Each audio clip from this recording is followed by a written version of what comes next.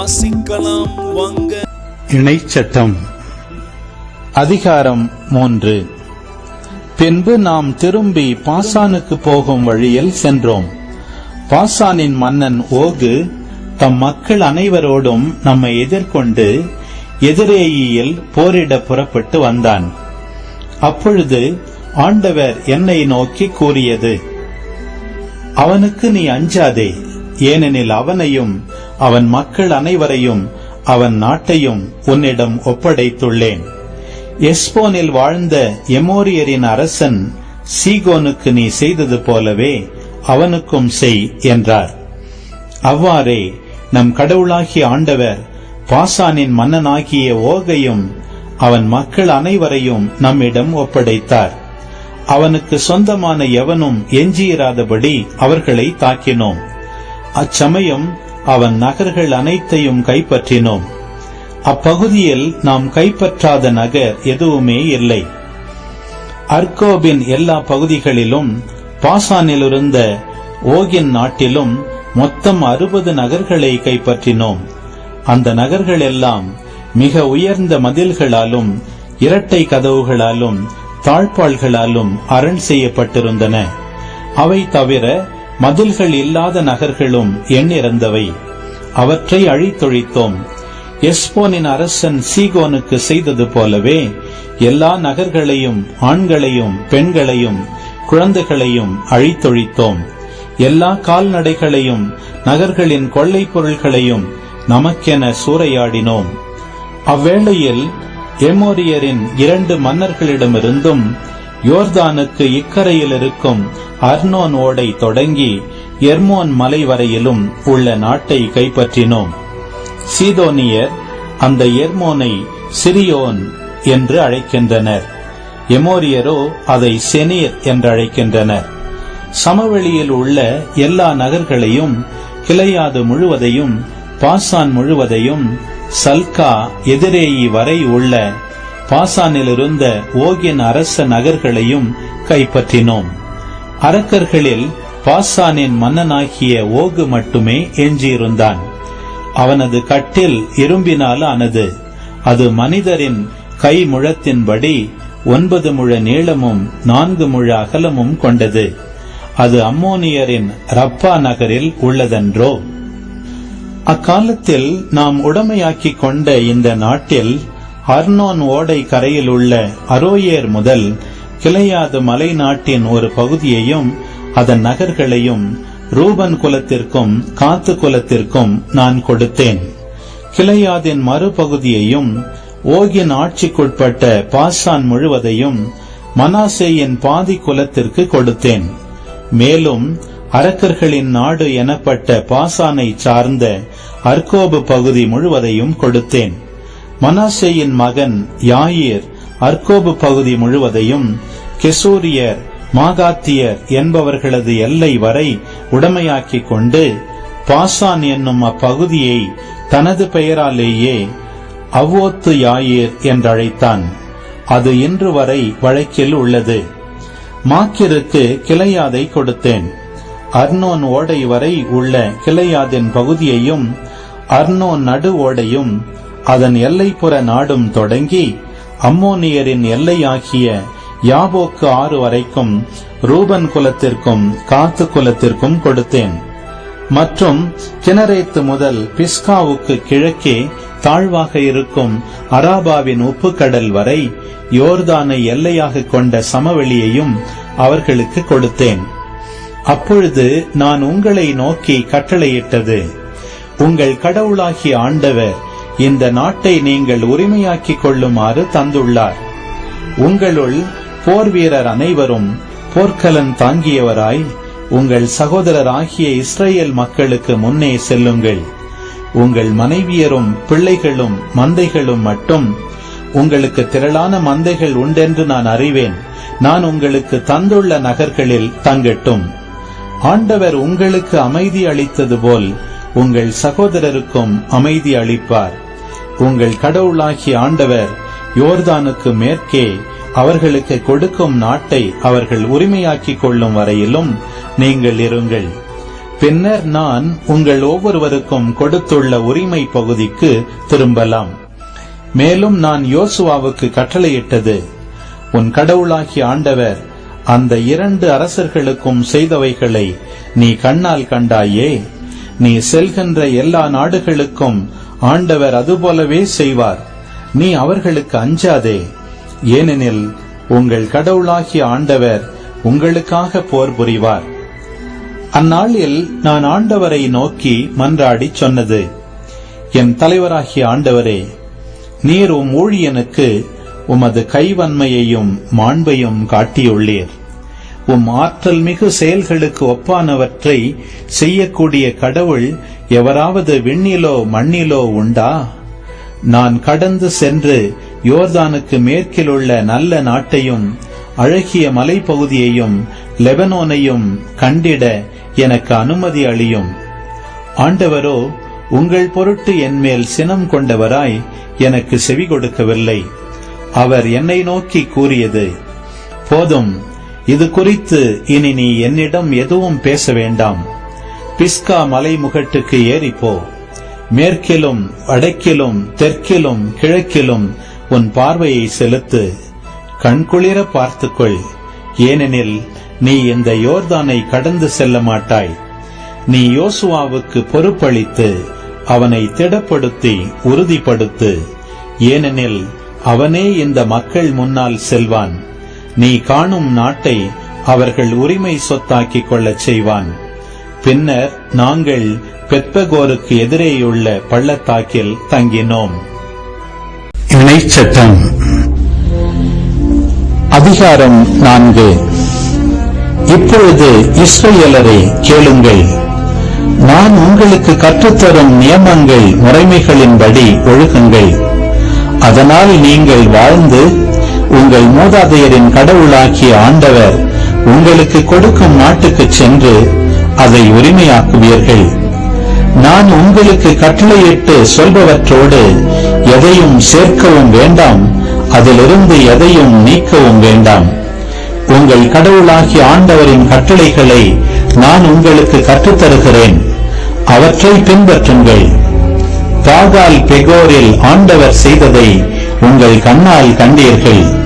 பெகோரின் தெய்வமாகிய பாகாலை பின்பற்றியவர்கள் உங்களிடையே இல்லாதவாறு உங்கள் கடவுளாகிய ஆண்டவரால் அழிக்கப்பட்டார்கள். மாறாக உங்கள் கடவுளாகிய ஆண்டவரை உறுதியாக பற்றி கொண்ட நீங்கள் இன்றும் வாழ்கின்றீர்கள். நம் கடவுளாகிய ஆண்டவரின் கட்டளைப்படியே நியமங்களையும் முறைமைகளையும் உங்களுக்கு கற்றுத்தருகிறேன். எனவே நீங்கள் போய் உரிமையாக்கிக் கொள்ளும் நாட்டில் அவற்றை பின்பற்ற வேண்டும். நீங்கள் அவற்றை பின்பற்றி நடங்கள். அதுவே மக்களினங்கள் முன்னிலையில் உங்கள் ஞானமும் அறிவாற்றலுமாய் விளங்கும். இந்த நியமங்களை கேள்வியுறும் அனைவரும் உண்மையில் இப்பேரினும் ஞானமும் அறிவாற்றலும் கொண்ட மக்களால் ஆனது என்பர்.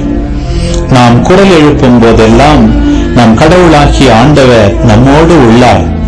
அவரை போல் மக்களுக்கு மிகவும் நெருங்கிய கடவுளை கொண்ட வேறு பேரினும் ஏதாகிலும் உண்டா? நான் இன்று நேர்மை மிகு சட்டங்களை உங்களுக்கு தந்துள்ளேன். இவற்றை போன்ற நியமங்களையும் முறைமைகளையும் கொண்ட வேறு பேரினும் ஏதாகிலும் உண்டா? கவனமாயிருங்கள். உங்கள் கண்களால் நீங்கள் கண்ட அனைத்தையும் மறந்து போகாதபடி உங்கள் இதயங்களில் காத்துக் கொள்ளுங்கள். உங்கள் வாழ்நாள் முழுமையும் நீங்கள் அவற்றை மறக்க வேண்டாம். உங்கள் பிள்ளைகளுக்கும் பேர பிள்ளைகளுக்கும் அவற்றை எடுத்துக் கூறுங்கள். ஓரேபில் உங்கள் கடவுளாகிய ஆண்டவர் முன்னிலையில் நீங்கள் நின்ற நாளை மறந்துவிட வேண்டாம். அன்று ஆண்டவர் என்னிடம், மக்கள் கூட்டமைப்பை என் முன் கூடி வரச் செய், அவர்கள் என் வார்த்தைகளை கேட்கச் செய்வேன். அதனால் அவர்கள் இத்தரையில் வாழும் நாளெல்லாம் எனக்கு அஞ்சி நடக்க கற்றுக்கொள்வர், அவ்வாறே பிள்ளைகளுக்கும் கற்றுக் கொடுப்பர் என்றார். நீங்களும் மலையடிவாரத்தில் வந்து நின்றீர்கள். மலையினின்று நெருப்பு எழும்பி வானம் மட்டும் எட்ட மலைமுகட்டை காரிருளும் மேகமும் சூழ்ந்தன. நெருப்பிலிருந்து ஆண்டவர் உங்களோடு பேசினார். பேச்சு ஒலியை நீங்கள் கேட்டீர்கள். உருவம் எதையும் காணவில்லை, குரல் மட்டும் கேட்டது. அப்பொழுது அவர் தம் உடன்படிக்கையை உங்களுக்கு அறிவித்து 10 கட்டளைகளை தந்து அதை பின்பற்றும்படி ஆணையிட்டார். அதை அவர் 2 கற்பலகைகளில் எழுதினார்.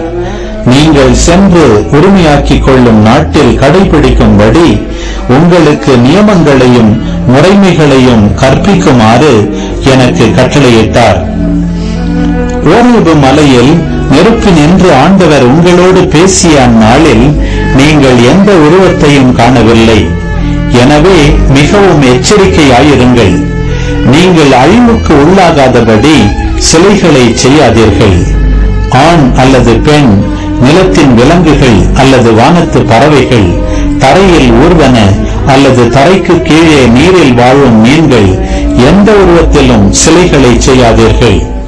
மேலும் வான் நோக்கி கண்களை உயர்த்தி கதிரவன், நிலா, விண்மீன்கள், வான்படைகள் ஆகிய நீங்கள் கண்ணால் காணும் பொருள்களுக்கு முன் மண்டியிட்டு வணங்காதபடி எச்சரிக்கையாயிருங்கள். ஏனெனில் உங்கள் கடவுளாகிய ஆண்டவர் வானத்துக்கு கீழ் உள்ள எல்லா மக்களினங்களுக்கும் பணிபுரியவே அவற்றை ஏற்படுத்தியுள்ளார். இன்று இருப்பது போல் நீங்கள் அவரது உரிமை சொத்தான மக்களாகும்படி இரும்பு சூளையாகிய எகிப்திலிருந்து உங்களை கூட்டி வந்தவர் ஆண்டவரே. ஆனால் உங்களின் செயல்களுக்காக ஆண்டவர் என்மேல் சினம் கொண்டார். நான் யோர்தானை கடந்து போக மாட்டேன் எனவும், உங்கள் கடவுளாகிய ஆண்டவர் உங்களுக்கு உரிமை சொத்தாக கொடுக்கவிருக்கும் அந்த வளமிகு நாட்டுக்குள் நான் நுழைய மாட்டேன் எனவும் ஆணையிட்டு கூறினார். ஏனெனில் நான் இப்பகுதியிலேயே இறப்பேன், யோர்தானை கடந்து செல்ல மாட்டேன். ஆனால் நீங்கள் கடந்து அந்த வளமிகு நாட்டை உடைமையாக்கிக் கொள்வீர்கள். எனவே உங்கள் கடவுளாகிய ஆண்டவர் உங்களோடு செய்துள்ள உடன்படிக்கையை மறந்துவிடாதீர்கள். மேலும் உங்கள் கடவுளாகிய ஆண்டவர் கட்டளையிட்டபடி எந்த ஒரு உருவத்திலும் உங்களுக்கென சிலையை செய்யாதபடி கவனமாயிருங்கள். ஏனெனில் உங்கள் கடவுளாகிய ஆண்டவர் அழிக்கும் நெருப்பு போன்றவர். அவர் வேற்று தெய்வ வழிபாட்டை சகிக்காத இறைவன்.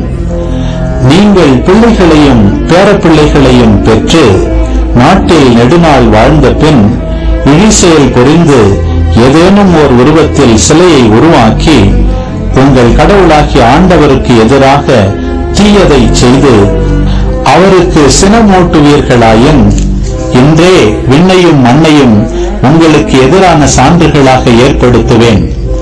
நீங்கள் யோர்தானை கடந்து சென்று உடைமையாக்கிக் கொள்ள போகும் அந்த நாட்டிலிருந்து விரைவில் முற்றிலும் அழிந்து போவீர்கள். நீங்கள் அங்கு வெகுநாள் வாழ மாட்டீர்கள், மாறாக வேரோடு சாய்க்கப்படுவீர்கள். ஆண்டவர் உங்களை மக்களினத்தாரிடையே சிதறடிப்பார்.